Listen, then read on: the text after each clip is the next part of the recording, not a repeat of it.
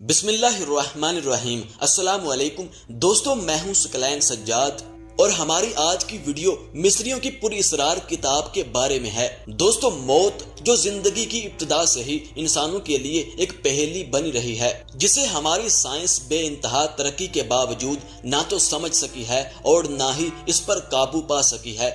دنیا میں پائی جانے والی تہذیبوں میں موت سے جڑے بہت ہی عجیب و غریب اور انتہائی دلچسپ نظریات پائے جاتے ہیں۔ کچھ لوگوں کا ماننا ہے کہ موت کے بعد انسان کا دوسرا جنم ہوتا ہے، جس کے بعد وہ دنیا میں واپس آ جاتا ہے، جبکہ کچھ لوگوں کا ماننا ہے کہ انسان مرنے کے بعد ایک ستارہ بن جاتا ہے۔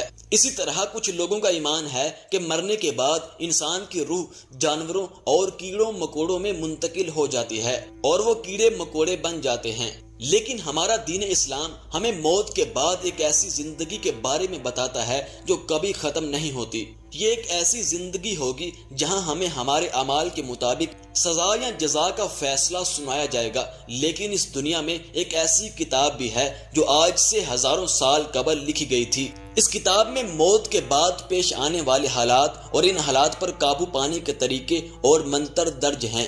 اس کتاب کا نام دی بک آف ڈیڈ ہے۔ اسے عربی میں کتاب الاموات بھی کہا جاتا ہے۔ آج کی زیر نظر یہ ویڈیو اسی کتاب کے گرد گھومتی ہے کہ یہ کتاب کس نے لکھی ہے۔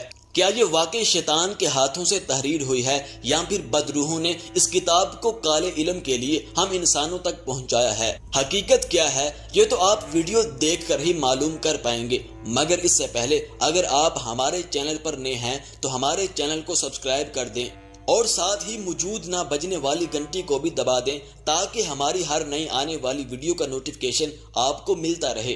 دوستو، کتاب الاموات ایک قدیم مصری دستاویزات کا مجموعہ مانا جاتا ہے جس میں منتر، مناجات، دعائیں وغیرہ شامل ہیں۔ اس کتاب کو اس دور میں عام لوگ اپنی قبر میں یا تابوت میں رکھنے کے لیے خریدتے تھے۔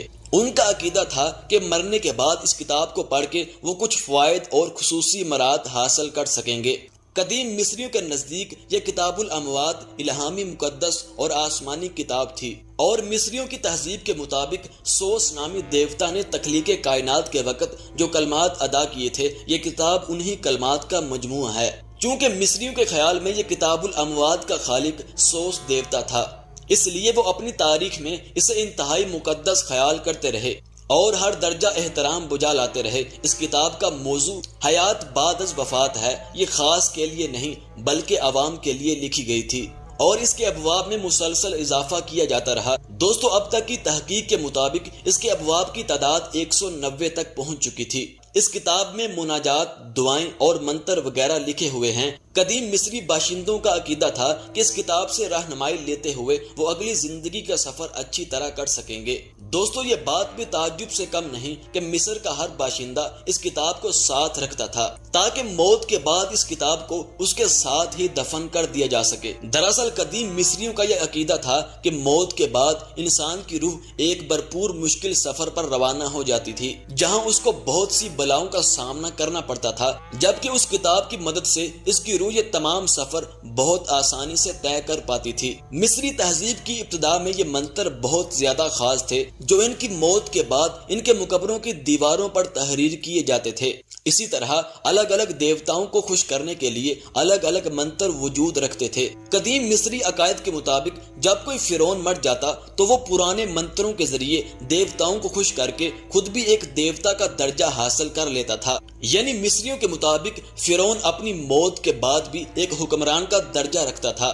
دلچسپ ترین بات تو یہ ہے کہ اگر کوئی دیوتا اس مرنے والے فرعون سے راضی نہ ہوتا تو اس میں ڈرنے اور دمکانے کے لیے بھی منتر موجود تھے جو اس فرعون کے مقبرے پر درج کیے جاتے تھے۔ دوستو، کچھ صدیوں بعد یہ منتر عام ہو گئے اور خوشحال گھرانوں کے لوگ ان منتروں کو اپنے تابوتوں پر نقش کروانے لگے، لیکن یہ فرعونوں کے شاہی مقبروں پر لکھے گئے شاہی منتروں سے الگ تھے جن کا مقصد مرنے والوں کو بلاؤں سے محفوظ کرنا تھا اور اس آخری سفر میں اس کی رہنمائی کرنا، اور دیوتا کی طرف سے کیے جانے والے سوالات کے جوابات ان منتروں میں موجود ہوتے تھے۔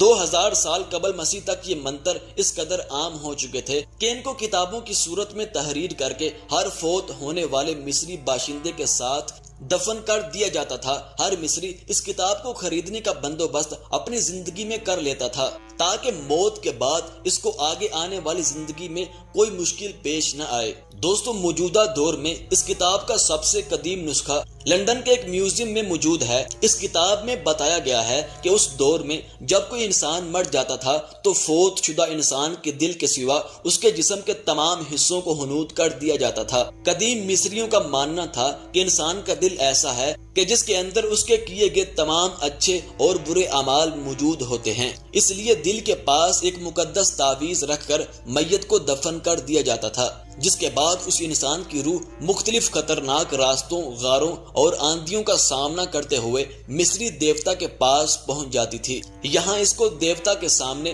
مختلف سوالات کے جوابات دینے پڑتے تھے۔ اس دوران یہ کتاب یعنی کتاب الاموات اس کی بھرپور مدد کرتی اور اس آدمی نے دنیا میں جو بھی گناہ کیے ہوتے تھے اس کا دل اس دیوتا کے سامنے اس کے سارے گناہ بیان کر دیتا تھا۔ اس دوران اس شخص کے دل کے قریب رکھا گیا مقدس شکل کا تعویذ کوئی بھی غلط گواہی دینے سے روک لیتا تھا۔ دوستو، مصریوں کی کتب میں مزید آتا ہے کہ اس کے بعد یہ شخص اپنے حساب کے آخری مراحل میں داخل ہو جاتا تھا اور آخری مرحلے میں ایک بیڑیے کی شکل کا دیوتا اس شخص کا دل ایک ترازو میں رکھ کر تولتا تھا۔ ترازو کے ایک پلڑے میں اس شخص کا دل جبکہ دوسرے پلڑے میں عدل و انصاف کی دیوی کا ایک پر رکھ دیا جاتا تھا۔ اگر اس کا دل دیوی کے پر کے برابر وزن کا ہوتا تو اس کو جنت میں بیچ دیا جاتا۔ دوستو، کتاب الاموات پر تحقیق کرنے والوں نے گزر چکے وقتوں کی نامنحوس عبارت سے اس واقعے کو بھی اخذ کیا ہے کہ اس میزان عدل پر خود کو تلوانے کی خواہش رکھنے والوں کو پہلے ایک آتشی گڑھے میں اترنا ہوتا تھا جو راستے میں پڑتا تھا۔ اس ترازو کی راہ میں اور بھی بہت ساری تکالیف کا سامنا کرنا پڑتا تھا، یعنی گہری دھند، سرمئی بادل، کڑکتی بجلی اور کالی بارش۔ قدیم کتاب کے ان صفحات پر جو ابھی تک مدھم نہیں ہوئے ان پر اس طرح کی عبارت کی نشاندہی ہوئی ہے کہ جس کے مطابق یہ راستے کی رکاوٹیں دراصل شیطان مردود کی طرف سے ہوا کرتی ہیں اور شیطان کی آخری لمحے تک یہی کوشش رہتی ہے کہ کوئی بھی میزان عدل تک نہ پہنچ پائے۔ اس قدیمی میزان عدل پر جسم نہیں بلکہ روحیں اور اعمال تولے جاتے تھے۔ کتاب الاموات میں اس شیطان کا نام ست رکھا گیا تھا۔ دوستو، سوال یہ بھی ہے کہ ست نامی یہ شیطان کیا کرتا تھا؟ اس ضمن میں اس قدیم کتاب میں ایک مفصل باب موجود ہے۔ اس باب میں بتایا گیا ہے کہ ست نامی شیطان نے میزان عدل کی طرف جانے والوں کو روکنے کے لیے توات نامی عذاب کو بچھا رکھا تھا۔